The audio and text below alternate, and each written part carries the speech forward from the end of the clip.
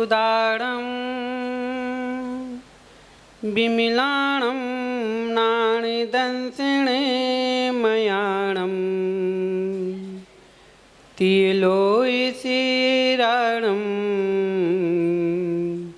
रमोसिया सविसिद्धारं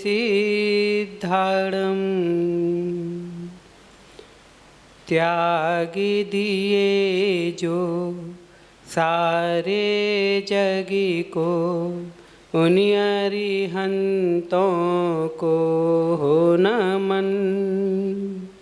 नासिकिए जो अष्टकर्मी को उन सिद्धों को करूँ नमन।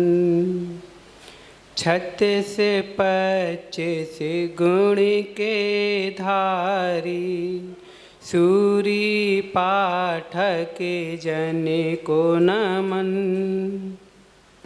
ज्ञान ध्यान तप लीन निरंतर सर्व साधु को करूँ नमन। सर्व साधु को करूँ नमन। सर्व साधु को करूँ नमन। जय बोलिए अनंत अनंत सिद्ध परमेश्वरी भगवान की। जय बोलिए 1008 श्री चंद्र प्रभु भगवान की। जय बोलिए चिंतामणि पार्श्वनाथ भगवान की। जय बोलिए परम पूज्य बासल दिवाकर आचार्य भगवान श्री विमल सागर जी महाराज जी की। जय बोलिए परम पूज्य गणाचार्य आचार्य भगवान श्री विराग सागर जी महाराज जी की। जय बोलिए परम पूज्य अध्यात्म योगी आचार्य भगवान श्री विशुद्ध सागर जी महाराज जी की। जय बोलिए उत्तम ब्रह्मचर्य ब्रह्म धर्म की।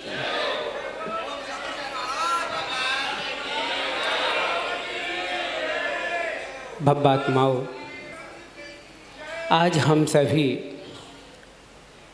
शाश्वत भूमि पर बैठ कर के उस शाश्वत सत्ता के बारे में सुनने जा रहे हैं,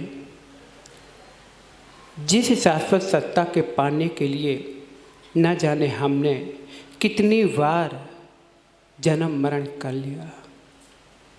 क्या उस शाश्वत पद को हमने पाया? नहीं। कहते हैं कि धर्म कर्म हमने किया, धर्म कर्म हमने किया कि धर्म की बात। क्या है कि धर्म कर्म हमने किया कि धर्म की बात, फिर भी धर्म ना आ सका, रही अंधेरी रात। हमने यहाँ 10 दिन यहाँ अच्छे से निकाले, खूब धर्म किया, पूजन की, भक्ति की, सब कुछ किया, लेकिन अब यह हमें मालूम करना है कि क्या हमारे वास्तविक जीवन में धर्म आया है कि नहीं।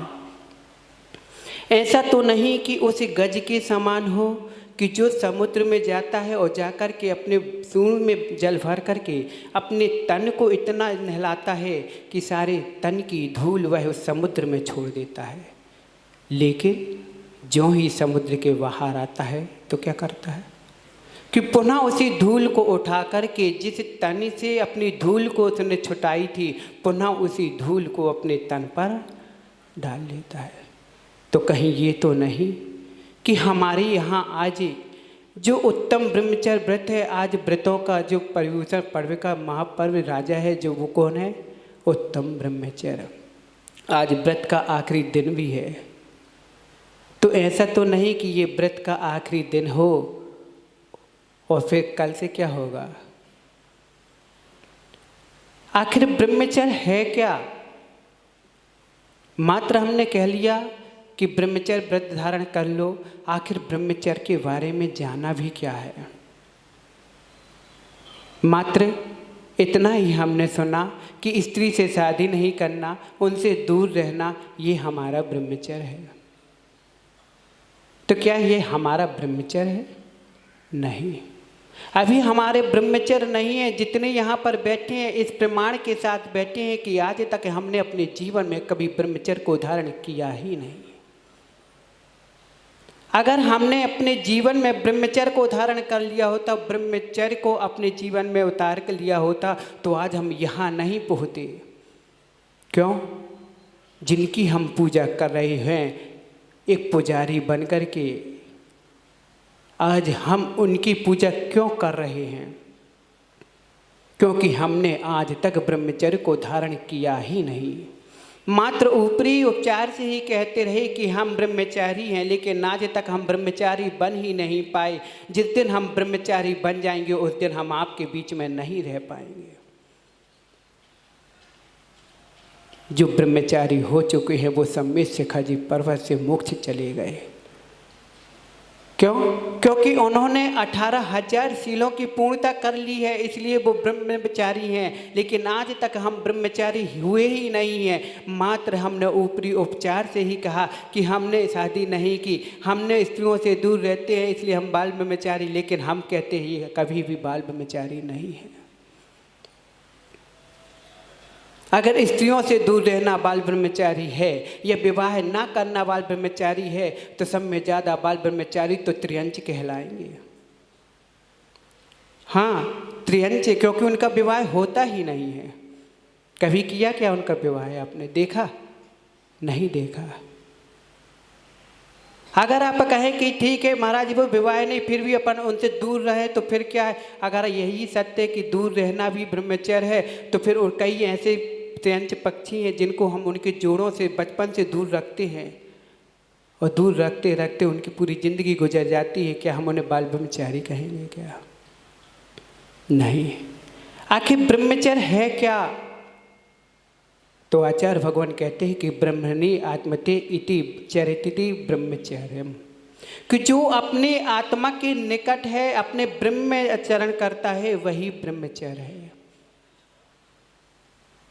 अगर हमारी दृष्टि खुली भी है या हमारी दृष्टि किसी पर वस्तु पर जा रही है तो वो भी हमारे ब्रह्मचर्य पर दोष लग रहा है, क्योंकि ये ब्रह्मचर्य नहीं है। मात्र कसायों को जीत लेना ब्रह्मचर्य नहीं है। कसायों के साथ साथ अपनी आकांक्षाओं को भी रोक लेना, अपनी आकांक्षाओं से भी विरक्त हो जाना, तभी आप उस पूर्णशील व्रत के ऊपर कदम बढ़ा पाएंगे। अन्यथा कभी आप अपने आप को ब्रह्मचर्य नहीं कह पाएंगे। कितने दृष्टांत आपने सुने कि आखिर ब्रह्मचर्य है क्या? यहाँ पर जितने बैठे हैं अभी किसी के ब्रह्मचर्य हुआ ही नहीं। अभी हम लोगों ने कदम रखा है, अभी ब्रह्मचारी नहीं है, मात्र कदम रखा है। और जिस दिन हमारा ब्रह्मचर्य पूर्ण हो जाएगा उस दिन हम आपके सामने यहाँ नहीं भगवान बनकर बैठे होंगे। क्योंकि आचार्य भगवान कहते हैं कि 18,000 शीलों की जिनकी पूर्णता हो जाती है वही ब्रह्मचारी कहलाता है, और जो ब्रह्मचारी हो जाता है वह जगत पूज्य हो जाता है। अगर जीवन में विकास करना है, अगर जीवन में विकास करना है तो इसका प्रयास करना ही पड़ेगा। पहले अपनी इच्छाओं को रोकिए। जरूरी नहीं है कि स्पर्शन इंद्रिय से ही हम भोग कर करके अपने ब्रह्मचर्य का प्रमाण दें कि नहीं हम ब्रह्मचारी हैं कि नहीं हैं। पांचों इंद्रियों से भोगा हुआ भोग भी हमारे ब्रह्मचर्य को खंडित कर देता है।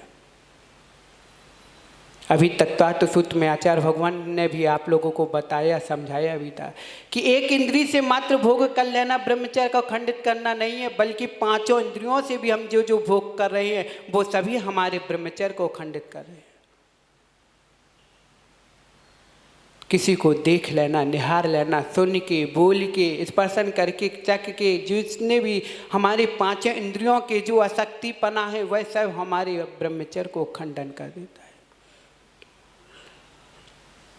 जब तक अपनी आकांक्षाओं को, अपनी आसक्ति को हम कम नहीं करेंगे तब तक हम ब्रह्मचर्य का पालन कर ही नहीं सकते। तो यह उत्तम ब्रह्मचर्य धर्म हम कब तक ऐसे मनाते रहेंगे और कब तक हम ऐसे भगवानों को पूजते रहेंगे? क्या हम अनादि से ही भक्त बनते रहेंगे?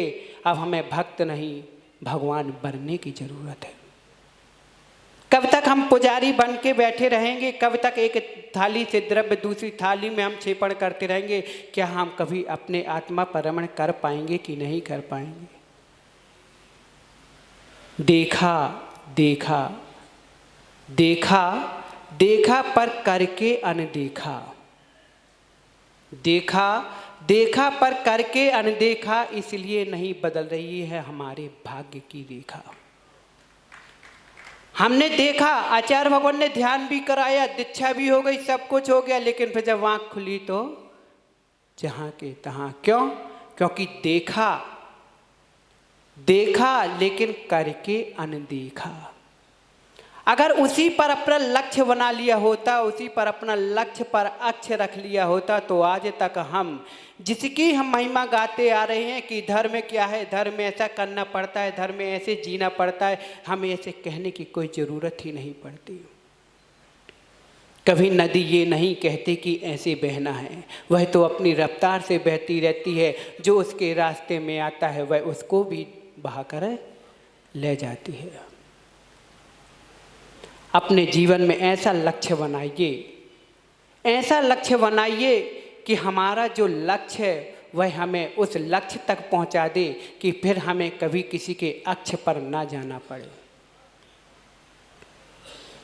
हम मात्र पूजा में ही तो कहते रहते हैं कि क्या कहते हैं, भोगों को इतना भोगा कि खुद को ही भोग बना डाला, साध्य और साधन का अंतर हमने आज मिटा डाला। कि हमने अनादि से इतने भोगों में लिप्त रहे कि हमने अपने आप को भूल गए कि हम हैं कौन, किसके लिए आए थे, क्या क्यों जन्म लिया, क्यों हमारी ऐसी दशा हो रही है। नहीं, मात्र हमने भोगों में ही अपनी सारी जिंदगी व्यतीत कर दी। क्या हमारा यह जीवन ऐसे ही भोगों में निकल जाएगा? यह हमारा परम सौभाग्य कि तीर्थराज सम्मेद शिखर जी पर इस बार हमें 10 लक्षण पर्व मनाने का अवसर मिला, और अगर इस क्षेत्र पर भी हमने अपने लक्ष्य को अक्ष पर स्थित नहीं किया तो बताइए कि हम किस क्षेत्र पर जाकर अपना कल्याण करें। यह परम सौभाग्य देखे कि आज धर्म की पूर्णता है। कौन सा धर्म है? उत्तम ब्रह्मचर्य। कल कौन सा आएगा? कुछ नहीं। इसका मतलब ये हुआ कि धर्म ब्रह्मचर्य की जितने अपने ब्रह्म पर आचरण कर लिया उसके बाद कोई धर्म नहीं, फिर वह स्वयं वह धर्म हो जाता है। यह आखिरी पड़ाव है। अगर कितने भी जप तप कर लो, लेकिन अगर ब्रह्मचर्य नहीं है तब तक आपके सारे त्याग धर्म व्रत सारे व्यर्थ ही हैं। समय हो रहा है तो चलते हैं आचार्य भगवान के चरणों में और निवेदन करते हैं कि हे भगवान, हम अनादि काल से भटकते आ रहे हैं, न हमने देखा कोई रास्ता, न हमने कोई चुना कोई मार्ग है। आप ही बता दीजिए कि कौन सा मुक्ति का मार्ग है, क्योंकि हमारे पास तो बहुत भरा हुआ अभिमान है। आप बता दीजिए कि रास्ता कौन सा अच्छा है जिससे हम बन सकते भगवान हैं, जिससे हम बन सकते भगवान हैं। बोलिए परम पूज्य आचार्य भगवान श्री विशुद्ध सागर जी महाराज जी की जय।